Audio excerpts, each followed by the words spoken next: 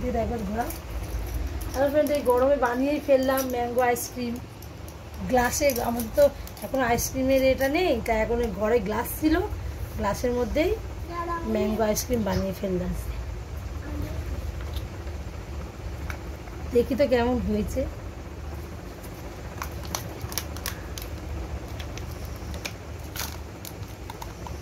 Wow কি সুন্দর। মাম খেয়ে দেখ কেমন হয়েছে। খেয়ে বল কেমন হয়েছে। খুব ভালো হয়েছে। দেখি তোর চোখে একটু দিই কেমন হয়েছে, দেখ তো চোখে।